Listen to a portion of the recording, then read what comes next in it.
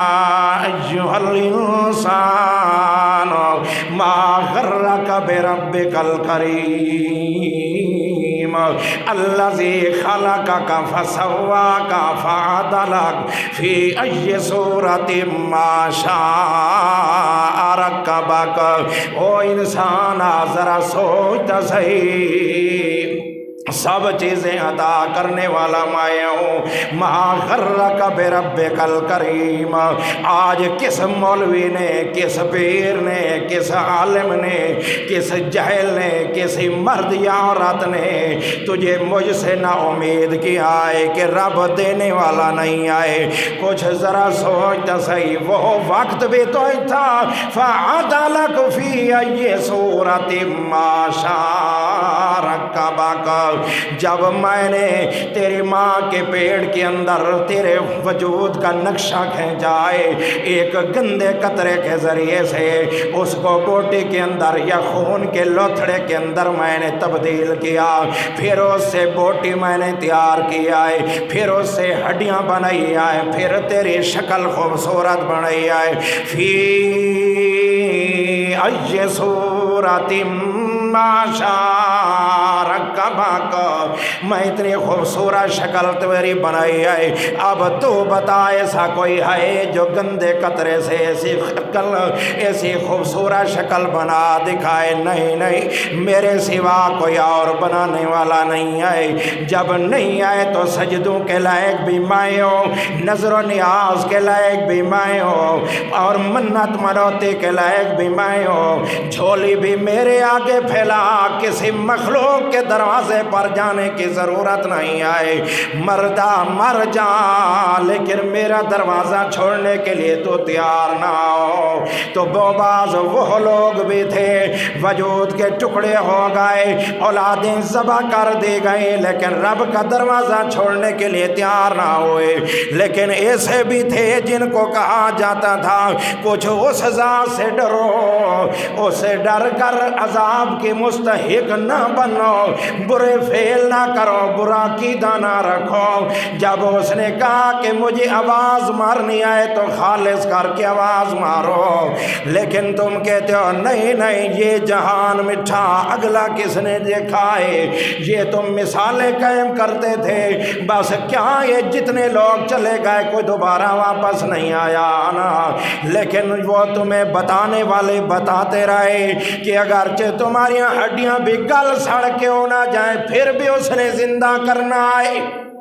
ہڈیوں گل کیوں سڑ نہ جائے؟ ہڈیاں بالکل تھوڑی گل کیوں نہ ونجن، لیکن وہ ذات کو زندہ دوبارہ کرے سی. تے او لوگ کو آدھے نہیں صحیح نہیں، اساں بڑے سچے آئے، تو سارے نار اللہ. کہ کہاں تیرا عقل خراب تھی آوہ دے یہ جن گالیں کرے دے. اے جہان تے این زندگی دا حساب کتاب اے کائیں گے رڑے. اَإِذَا مِتْنَا وَكُنَّا تُرَابًا وَعِظَامًا. کہ جب متنا ہم مر جائیں گے، وَكُنَّا تُرَابًا، وَكُنَّا اور ہم مٹی ہو جائیں گے.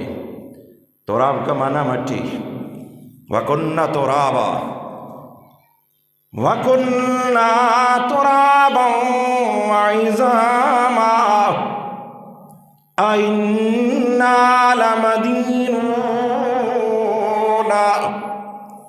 جب ان کو کہا جاتا تم نے مرنا بھی آئے، تمہارے وجود کے ذرے ذرا ہو جائے گا. وجود ذرا ذرا تھی ویسی. اور پھر میں نے آپ کو بتایا کہ مرنے کے بعد سوائے انبیاء کرام علیہ السلام کے اجساد مقدسہ، اجساد جسد کی جمع ہے، یعنی ان کے جسموں کے علاوہ ان کے جسم اجساد مقدسہ قیامت تک معطر محفوظ ہیں اور رہیں گے، حتیٰ کہ ان کے کفنوں کو بھی مٹی نہیں لگ سکتی. یہ رب کا قانون ہے انبیاء کرام علیہ السلام کے اجساد مقدسہ کے لیے.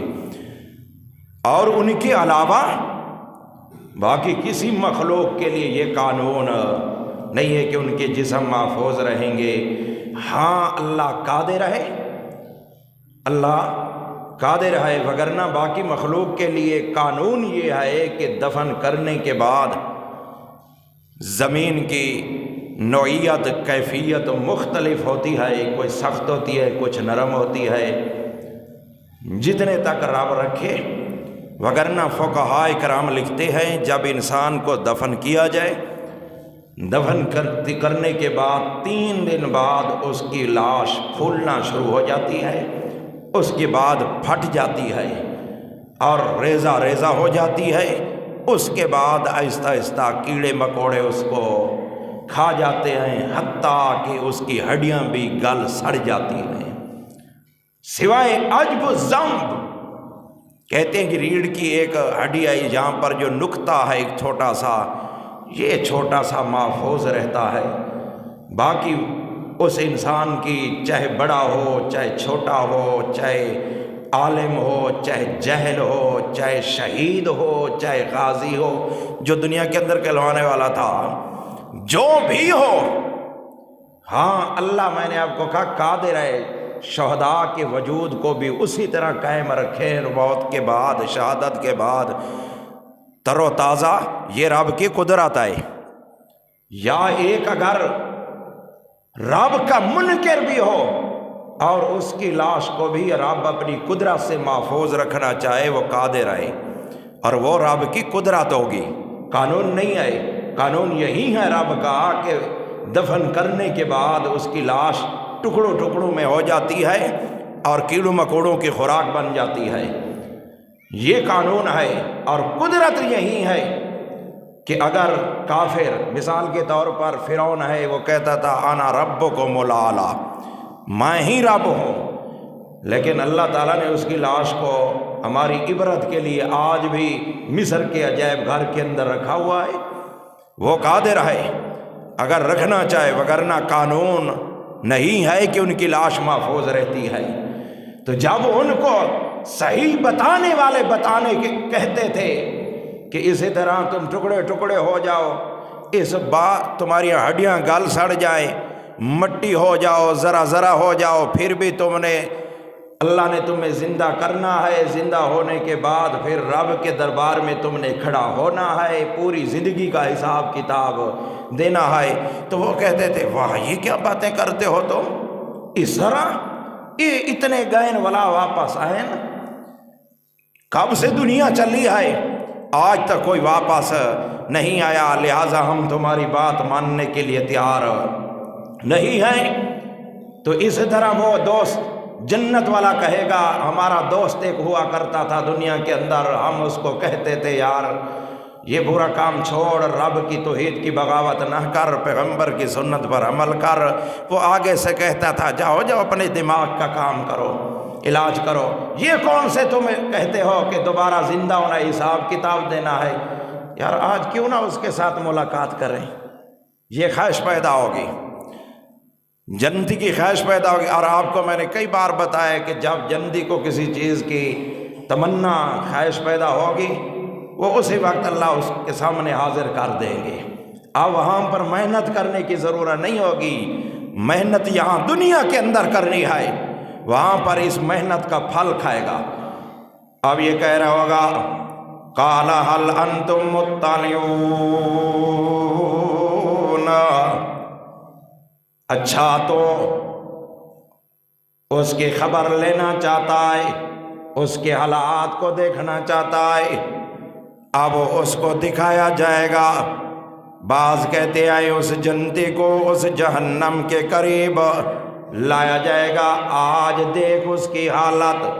جب یہ جنتی دیکھے گا فَاطَّلَعَ فَرَآهُ فِي سَوَاءِ الْجَحِيمِ، جب یہ جنتی دوست اس جہنمی کو دیکھے گا تو یہ درمیان کے اندر کھڑا ہوگا، جہنم کے درمیان کے اندر جب اس کو دیکھے گا قَالَ تَاللَّهِ إِن كِدتَّ لَتُرْدِينَ، اس وقت اس کی حالت کو دیکھ کر کہے گا اللہ کی قسم اگر اس وقت ہم بھی تیرا کہنا مان